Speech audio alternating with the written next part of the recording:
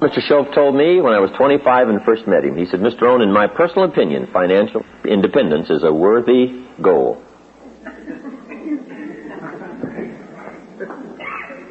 Now, he really said that for a reason, because a lot of people are having problems with financial independence simply because they have some moral issues really confused in their minds about the value of money, or the danger of money, or having too much money, or that the true values of life are not wrapped up in money, so money really doesn't matter that much. And some people have some problems in this area, and I'll admit I had some. When I first started making more money in 1 month than my father made in 1 year, at first I was very disturbed by that. And guess what? For a long time, I wouldn't even tell my parents. I didn't tell them. I said, what are they going to think? I make more money in 1 month than my father makes in 1 year. How can I tell them? And I was really confused about that. I was really bothered by that for quite a while. I think it was several months. No, because here's when it ended. I finally worked up the courage to tell them how I was doing. I can't remember now just how I put it. I was just trying to figure out some way to put it right, to break the news to them so it, wouldn't be, too great a shock. When I told them what I was doing and what was happening and what was going on, they were just incredibly delighted. They were terribly happy, terribly excited. And I discovered that I'd worried and been bothered all those months for nothing. Because I had this in my mind. How am I going to justify it? How am I going to, work this whole thing out? How are they going to feel? And sure enough, I had just conjured all this stuff up in my mind, and it really was not real.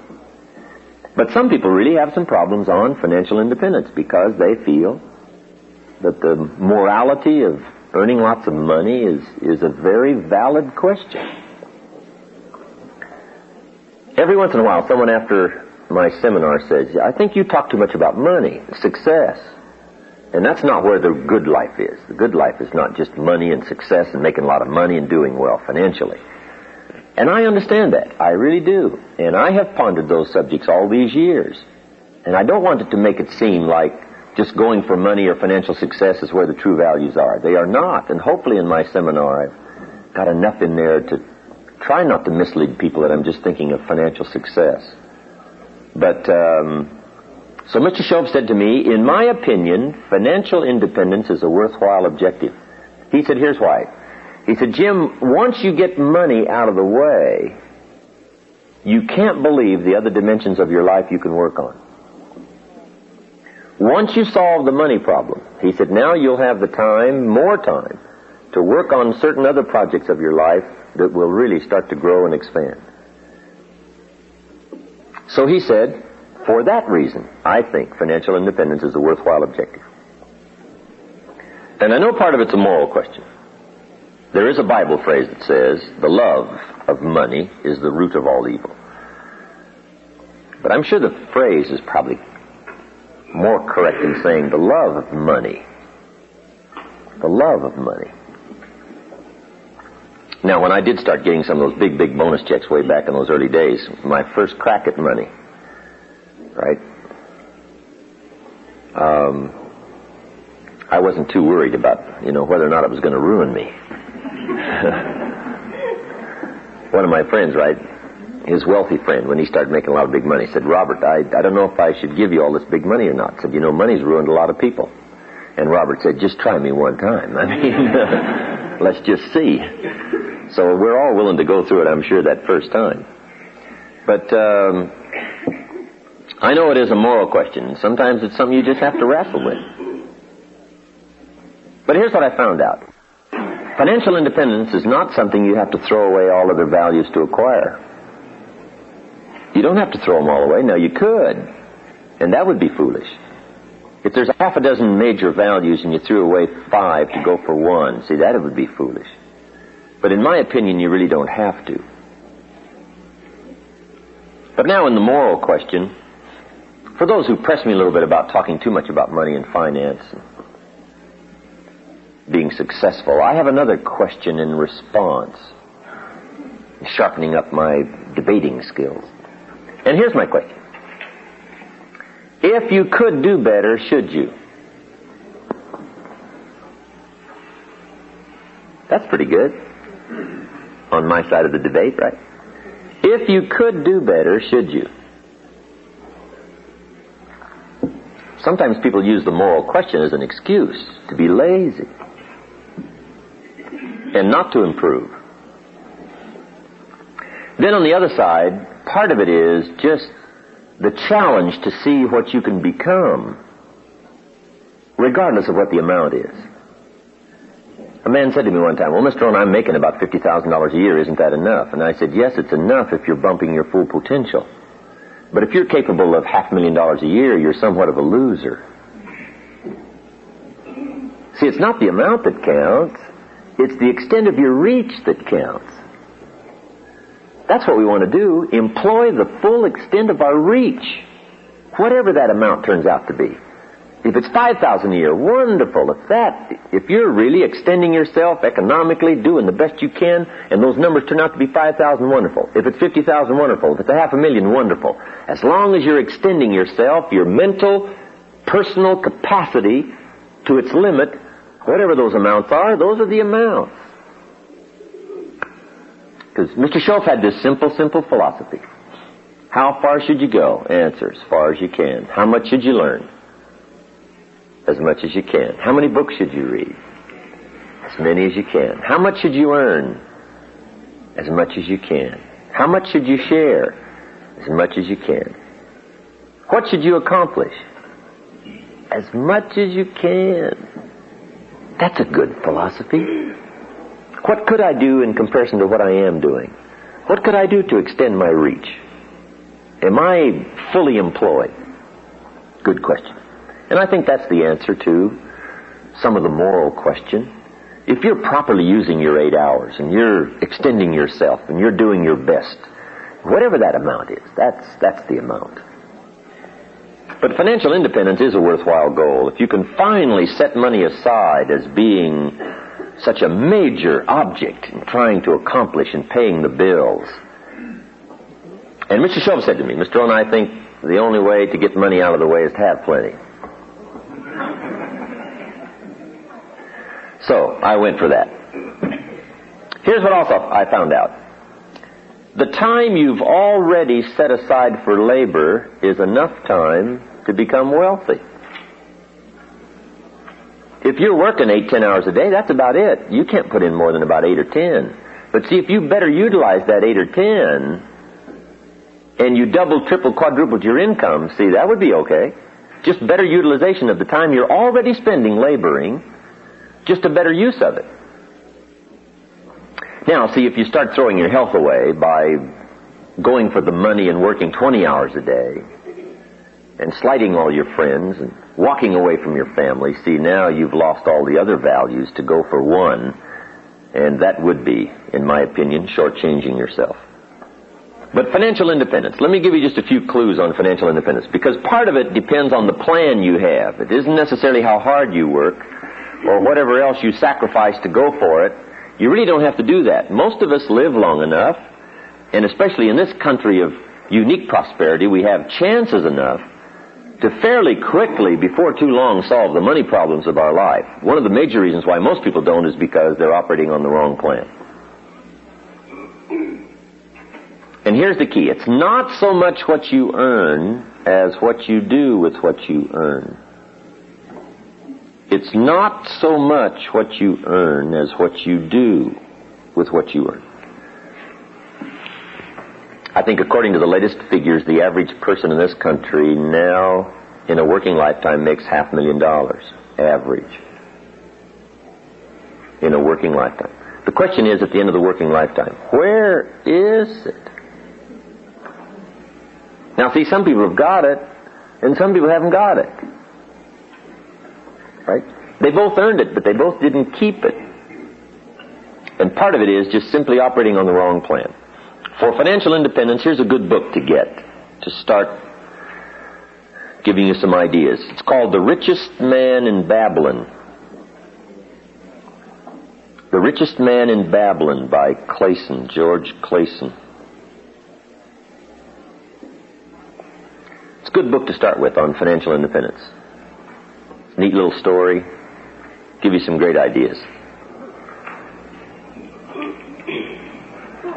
Here's the theme of the book, The Richest Man in Babylon. Learn to live on 70% of your net income. This is just a suggestion plan. Learn to live on 70% of your net income. Now, net simply means after taxes, because that's the only money you get to see anyway, right? Jesus, master teacher, said, pay Caesar first. And in this country, Caesar takes it before we ever see it, right? So, Caesar gets paid. But those were the instructions. Pay Caesar first. Okay? Give Caesar what belongs to Caesar.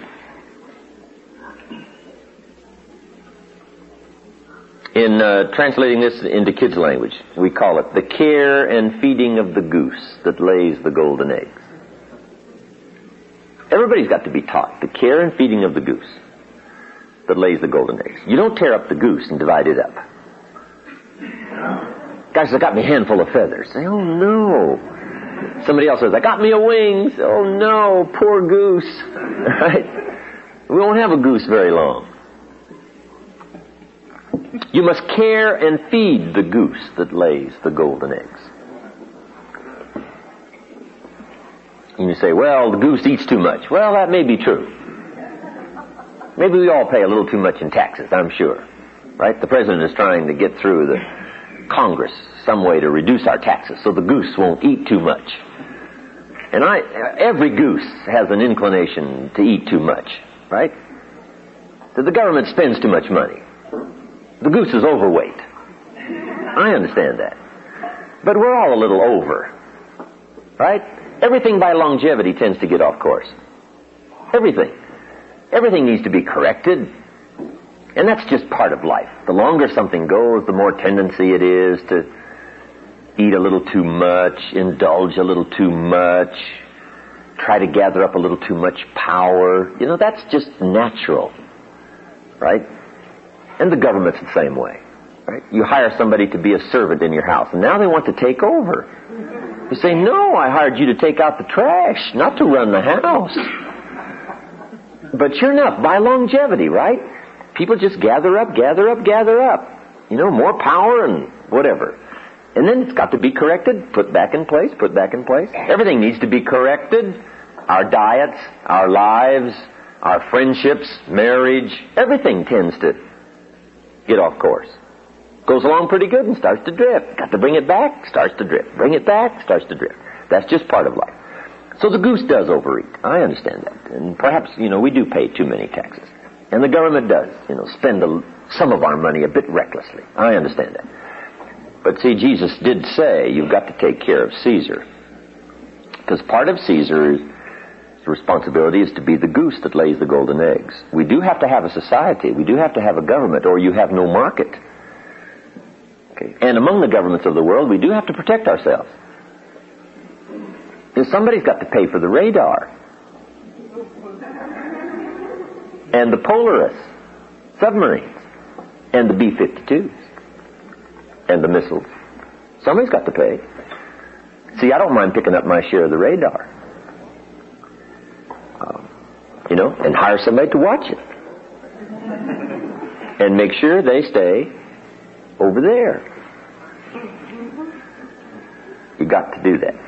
So you got to care and feed the goose. Mr. Schoaf taught me to be a happy taxpayer. Now that was a whole new thing for me. Be a happy taxpayer, not a reluctant taxpayer. Okay, you got to care and feed the goose. And in this country, of course, you know, for a portion of our incomes, maybe it's a little too much, but pay it happily anyway. You know, maybe they'll straighten it out and it'll come down a little bit. Or whatever. Just pay it gladly.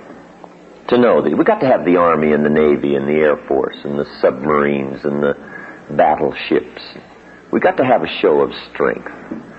We've got to be a leader among the free world. We really do. And all that's got to be paid for. So I don't mind picking up my share. And everybody ought to pay their share. In my personal opinion, the poorest of the poor ought to pay federal income taxes, if it's only $1 a year, so they have the sense of contributing to the care and feeding of the goose instead of just taking. They also contribute at least $1 a year, the poorest of the poor, so that they have a sense of helping to pay for the safety and the security of the country. Because see, with our present Navy and Army and Air Force and the governmental structure and what safety we do have around the world, keeps us here secure in our homes, right, where we can work and enjoy each other's, commerce possibilities, trade goods and services, and make money, enjoy ourselves, and have parties. Now, if somebody's willing to do all that out there while we're here having fun, making money, and having parties, I don't mind picking up my share of the tab. Okay. So, Caesar's first. Pay Caesar first. Then, what you got left after Caesar needs to be divided up. And the book, The Richest Man in Babylon, gives you some suggestions on how to divide up your money and where to put it, so that you'll have a good plan. Everybody needs a financial plan. Because here's how you surely wind up broke. Spend all you make. So you just wind up broke. Now, in those early days way back there, I spent more than I made. That's why I'm making it down to budget. Finance.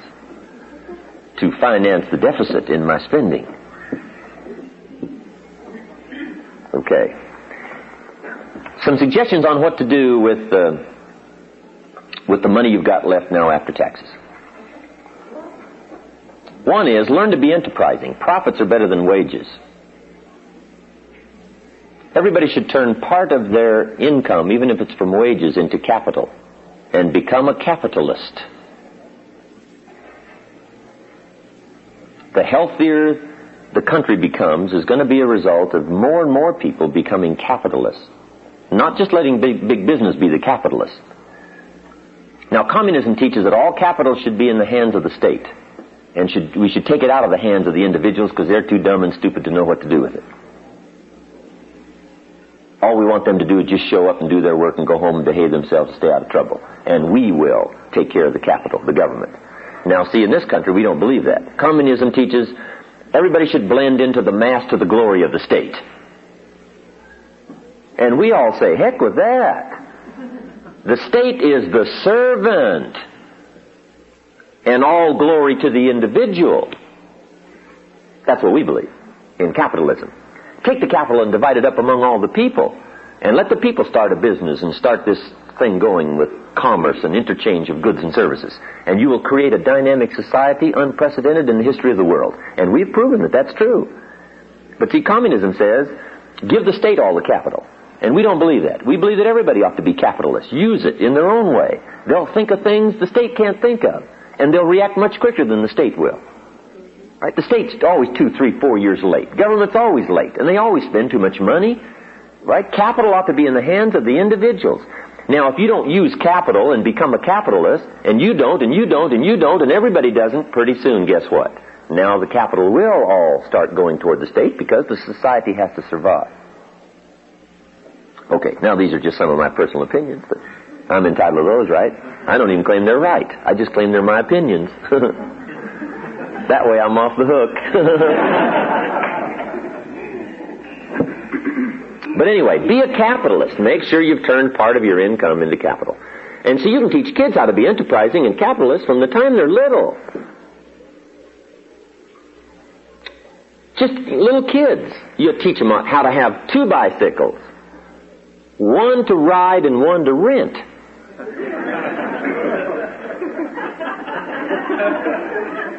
To earn money. Okay. And teach kids how to earn money. Not just get a job. Teach them how to be enterprising. Teach them how to sell. One of the best ways to learn about life is just get out and sell something.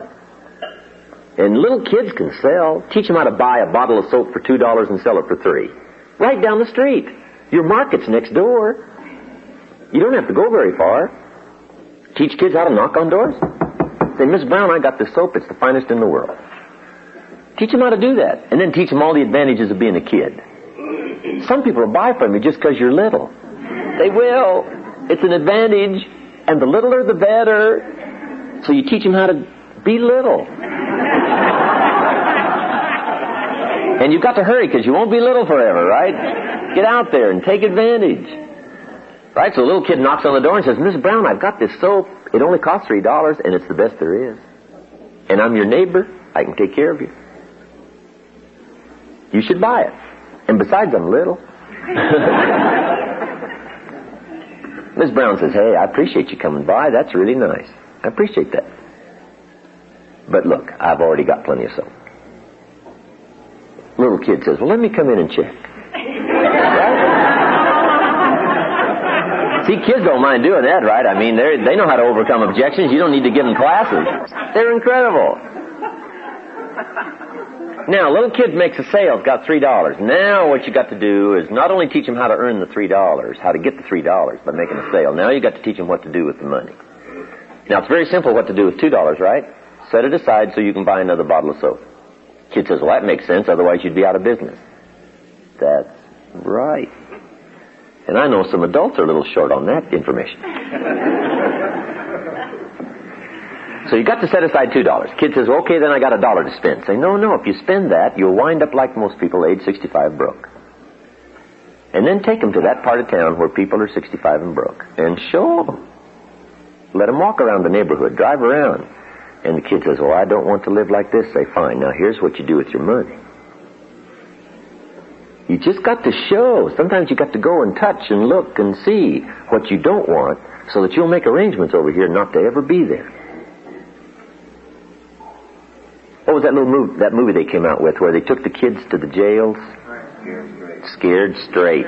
Let them visit with the prisoners, right? And firsthand they looked around, saw these bars in the jail, prisons, talked to some of the prisoners, and firsthand got somebody to say, whatever you do, don't come here. Now that's not some minister saying don't go there. That's the man saying don't come here, whatever you do. Let me show you what it's like. Here's where I have to sleep. I can't get out. I've got 15 more years to spend here. Kid's eyes get about this big saying, I don't ever want to wind up here. See, that's good, right? And to teach us all, we've just got to go where it is, where people have had the wrong plan. And that's sad, right? To look back and say, I picked up the wrong plan at age 20. Look where I am. Who talked me into this plan? I bought the wrong plan. So then the kid says, okay, what'll I do with my $1? Say, here's what you do with your $1. 10 cents is for the increase of capital. And everybody ought to have the same plan. 10 cents out of every $1 should be for the increase of capital. Now, see, the kid understands this right away. He says, well, that's true. If you saved up your dimes and could buy 2 bottles of soap instead of 1, you save yourself a trip. That's right. Now, not only do you save yourself a trip, some people will sell you 2 bottles cheaper than 1. You buy 1 bottle for $2. They sell you 2 bottles for $3.80.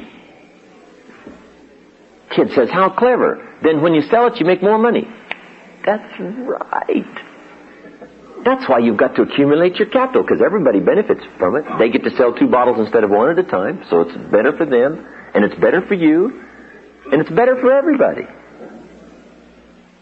Now you're starting to teach commerce, capitalism, how to earn money, how to be responsible, and mainly what to do with it. Here's another 10 cents. Another 10 cents is to give. Charity. I really should have put that first. Right after Caesar, Jesus said, pay Caesar first, then pay God. Charity. Some churches teach 10%. That's good. Like, give it to the church and let the church distribute it however. Or distribute it yourself, whatever. But make sure you put back part of what you take out. Charity. Some people are less fortunate. Some people, live tragic lives and they need our help. So 10% set aside to help those that are unfortunate, cannot help themselves. 10 cents for giving. And a good time to learn 10 cents for giving is when you're little. Because see, it's pretty easy to flip a dime out of $1. What's a little more difficult is to give 100,000 out of 1,000,000. Somebody says, if I had 1,000,000, I'd give 100,000. I'm not that sure. That's a lot of money. We better learn it now, just in case, you get the big stuff and won't turn loose of it. So develop the habit now of the 10 cents, right? Kids should learn the first dollar you get, you should learn how to divide it up. Because if you let a kid, when he gets his first dollar, spend it all, you've already started them on the wrong habit pattern. Now, what if they do that the rest of their life? They will be in serious trouble. So you got to teach them what to do with the first dollar, or as quickly as possible, correct what might be wrong. So 10 cents for charity, 10 cents for the increase of capital, and 10 more cents is for investing. Now, at first, use that 10 cents, thinking, the richest man in Babylon says, use 10 cents to pay off all your bills, which is good. Now you can start using it for investing, but pay off all your bills first. All the little accumulation of credit cards and all that stuff. There's a Bible phrase that says, the borrower is servant to the lender. And as quickly as possible, you don't want to be a servant anymore. What you want to be is a lender, not a borrower. Get on the other side of the table as soon as you can. The borrower is servant to the lender.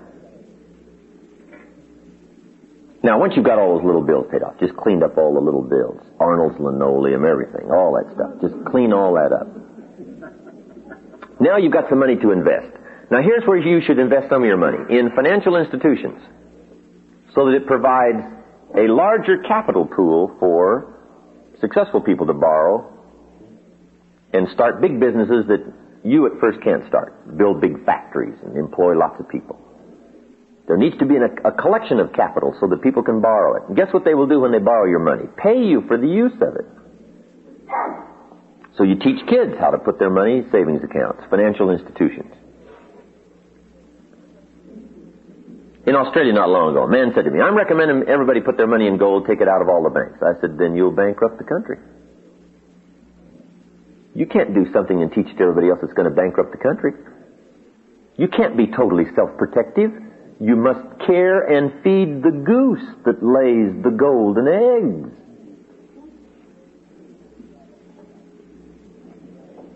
If you're going to drive on this society's streets, and if you're going to walk on society's sidewalks, and indulge in society's commerce and goods and services in the community, you've got to do your share to care and feed the goose. You can't grab yours and put it in gold and hide it and put it in the ground, because if everybody did that, we would have no society. So you can't teach something that if everybody did would wreck the whole thing.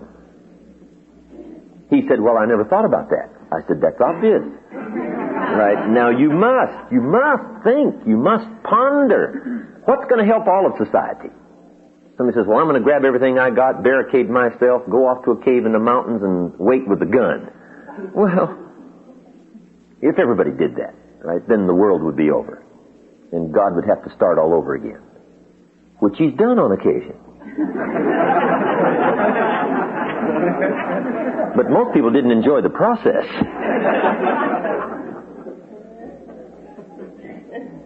So what's going to help everybody? What's going to help commerce? What can I do on my part on taxes and my part on savings and my part on helping financial institutions that will build businesses and employ more people and keep the health of the country going and alive? Right? You just have to think, not just about yourself. Right? Self-thinking is for the development of skill. Now we need to think also outward about what can I do? My part, my 10 cents, my percentage. And you can teach this to kids. Put your money in financial institutions. Kid says, well, do you get it back? Say, sure you get it back. They borrow it for a while and give it back to you. And they also pay you interest on it. Pay you money for using it. Kid says, how clever. And then you give him the blockbuster. He says, yeah, but what do they pay kids? And you give them the good news. Same rate as they pay adults. Now you can start acting big. Because now, number one, you are a lender instead of a borrower, and you're getting paid as much as adults. Even if you're 10, they pay you the same percentage. Kid says, wow. Now then, you also have to teach kids how to be happy taxpayers. Because kids become taxpayers as soon as they spend money. They go down to the local store, spend 50 cents. Shopkeeper wants what else? 3 more cents. Kid says, it says 50 cents here. Says, it's 53 cents. You got to give me 3 more cents. Kid says, well, what's that for? Who gets that money? Now, at age 10, he's a taxpayer. 3 cents he's got to cough up. Out of his hard-earned money. He earned it. It's his. Kid says, the shopkeeper says, you got to give me 3 cents. It's taxes. Little kid says, well, I'm only 10. Doesn't matter. At 10, you become a taxpayer. Now you've got to teach kids how to be happy taxpayers and what the 3 cents is for. Otherwise, they will be confused. So you teach them what the 3 cents is for. See, we'll see the sidewalks and the streets. Everybody can't make their portion of the street. You don't have the equipment. So what we do is we all gather up this money from all of us, and we pay somebody to build these streets and these sidewalks. So you have something to ride your bicycle on, and you can go places. Kid says, well, that makes sense. Then here's my 3 cents. I'll make my contribution. It's part of the care and feeding of the goose that lays the golden eggs. And then you also teach kids. See the police car going there? You own that. It's yours. And the guy in it's one of your servants. Servants. Called public what? Servant. So at age 10, you got some servants. Servants. Taking care. Keeping the bullies away. When you get in trouble, give a call. See, once kids understand, once people understand where the money goes, what's it for, make the happy contribution, divide up your money gladly instead of reluctantly, okay, then you can just change a lot of this inner turmoil.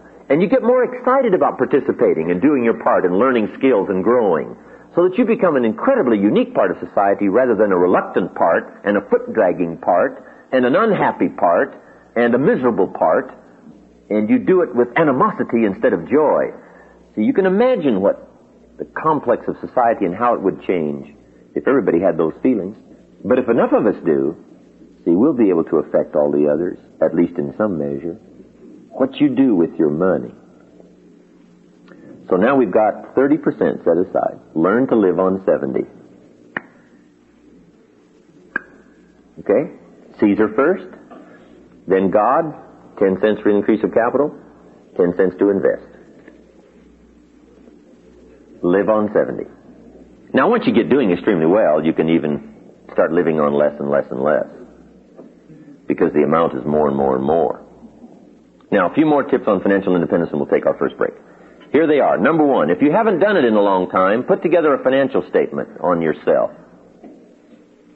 A financial statement simply is a piece of paper divided in half, and on one side is all the list of your assets, the value of your assets. On the other side of the paper is all that you owe, called liabilities. Then you subtract one from the other, and that now is called your net worth. Mr. Shope asked me, have you put together a financial statement recently? I said, I never have put together one. He says, well, now's the time to do it. And I wasn't too happy about putting together that first one. I said, well, it's not going to look that good. He said, it doesn't matter how it looks. You got to have one. To get where you want to go, first of all, you got to know where you are. Say, where am I, without kidding anybody? Okay, now this first financial statement, you don't have to publish it in a public record. It's for your own private eyes to see, but you got to see where you are. Take a look. Now, when I put my first one together, I had no problem on the liability side. I mean, that was long list. Budget, finance, they were all on there. Money I'd borrowed from my parents. I mean, it was all on there, right? On the asset side, though, I really started scraping the bottom of the barrel. I put the value of my shoes on there. I put shoes. There was $10 at least, right? I mean, I'm scraping. So I won't look so bad, right? But anyway, so if you're putting together your first one, right, whatever you got to do, make it look as good as you can. But also, make sure it's accurate and make sure you take a good look at where you are. Now then, play this financial independence program like a game. Be delighted in reducing your liabilities and increasing your assets. Once I got the hang of this, I started putting together a financial statement about every 30 days. Sometimes even less. If I knew the picture had changed quite a bit, I'd draw me up a new financial statement so I could put away the old one. Here's my new one. You just play it like a game. And then learn to be excited about reducing your liabilities. Shoaff taught me how to pay my bills with enthusiasm. Now, see, that was a whole new thing for me. He said, the next time you pay $100 on an account, put a little note in there and say, with great excitement, I send you this $100. He says, you won't believe what it'll do on the other end, right? When they get that note. But he says, most important of all, you won't believe what it'll do on your end. Now starting to part with your money with excitement, with enthusiasm. He started changing my whole opinion about money and about paying my bills and about capital and learning to live within restricted limits. He got me excited about it. And see, a big part of what you do with your plan is going to be your attitude about it. So develop a whole new attitude about your money. Remember, it's not the amounts that count. It's the attitude and the plan. He got me to open up my first savings account. And he said, go down there with excitement and open it up. I'd never had a savings account. So I told him, I said, well, I don't have any money to open up a savings account. He said, have you got $10? I said, well, yeah, I got $10. He said, then go get it open. It's not the amount, it's the plan. So I marched down to the bank and opened up my first savings account. Now that took a little bit. I'm a grown man. And I said to the lady, they waited on me there at the bank. I said, I want to open up a savings account. She said, fine, what's your name? I said, Mr. Rohn. She said, Mr. Rohn, just fill this out. I said, okay. So I filled it out. I said, there it is. She looked it over and she said, that's fine. She said, how are we going to get this started? I said, put 10 in. She said, 10 what? I said, $10. $10. Now, Shoaff said, be enthusiastic. Now, see, I had trouble there. I'm 25, I'm married, my family's starting, I'm working, and I've been to college, and I'm opening up my first savings account with only $10. Now, that was tough. But Shoaff said, swallow hard and just go do it. Do it with excitement, because it'll change. It's the plan that counts and not the amount. Wow. So I put the $10 in. I said, hey, this doesn't look like much, but I said, I'll tell you what, before long, I will have the largest savings account in this bank. She said, well, if you say so. Guess what? Within less than 2 years, I had the largest savings account in that bank. In less than 2 years. Shoaff was right. It wasn't the amount. It was the attitude. It was my new plan. I got excited about rearranging my life, putting it together. Here's a couple more. Keep strict accounts. Have you ever heard the old expression, I don't know where it all goes? Let me give you probably one of the most important phrases of the whole weekend. You've got to know where it all goes.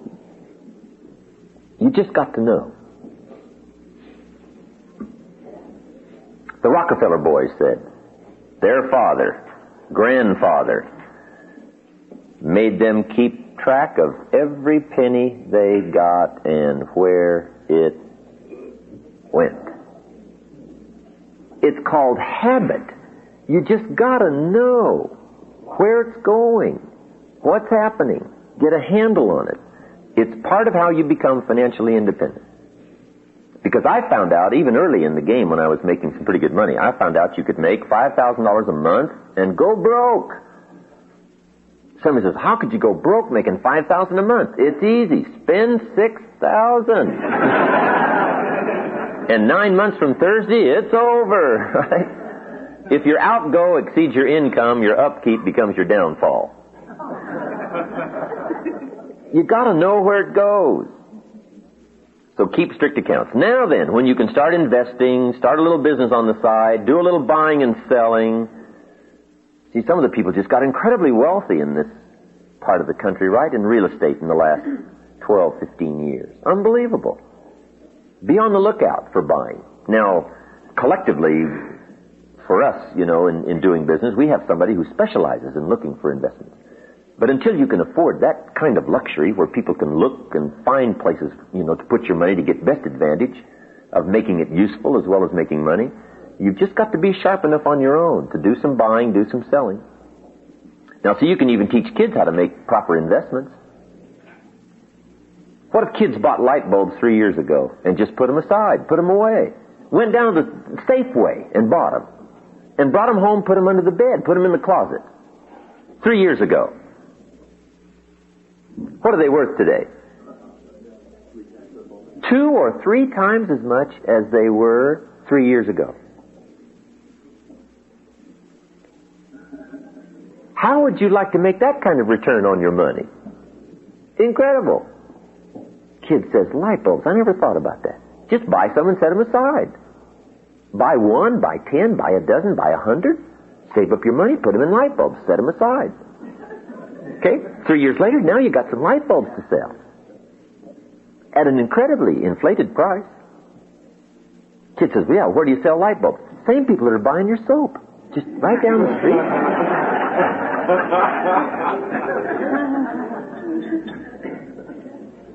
Financial independence.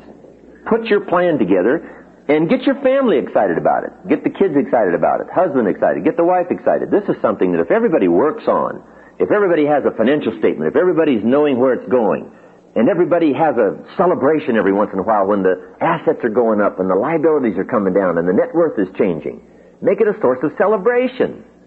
Right? We're among an incredible group in comparing financial statements. I think the major guy in our group's worth about $50 million. So, he becomes an incredible incentive for the rest of us. It's nice to have somebody around, right, that's carrying that kind of heavy, right? It gives you something to shoot for. You're looking and say, I'm looking pretty good. And then you see somebody else's financial statement and you say, well, I got a little ways to go. But anyway, play it like a game, get excited about it, develop the skills and how to earn money, thinking of enterprises, investments, developing more skills so you can earn more money, but then have an incredibly excellent plan on what to do with your money. And sure enough, very quickly, the first year, the second year, the third year, you can't believe the changes that'll start to be made. And the major change, of course, is in your own self-confidence, and that's where riches come from, self-confidence. It's not the growing bank account. It's your growing awareness that you're in charge. You got a plan. You're on track. It's changing because you changed it. It's different because you made it different. It's growing because you made certain commitments to yourself. And those kind of feelings are where the treasure is. Because the true treasure is in personal development. Happiness is not contained in what you get. Happiness is contained in what you become. But sure enough, what you become is related to what you get. So you can take a look at what you've gotten and have great satisfaction that you're the one that designed it. You're the one that defined it. You just didn't let it drift and get into trouble. You made the changes. You made the hard decisions. So for your own financial independence, get the book, get some other books, do some reading, make it a game, play it, have a plan, change your attitude, become a happy taxpayer, pay your bills with enthusiasm. Put all this together and I'll tell you what, it'll start to change, you won't believe. Okay, financial independence. To receive more information on Jim Rohn's speaking schedule and products, please visit his website at www.jimrohn.com, where you can also subscribe to receive free the weekly Jim Rohn Easy newsletter. Or you can call Jim's office at 800-929-0434. In the Dallas-Fort Worth area, please call 817-442-5407. All mail should be directed to Jim Rohn International, 2835 Exchange Boulevard, Suite 200, South Lake, Texas, 76092. Thanks again for listening, and make it your best year ever. Here's to your success.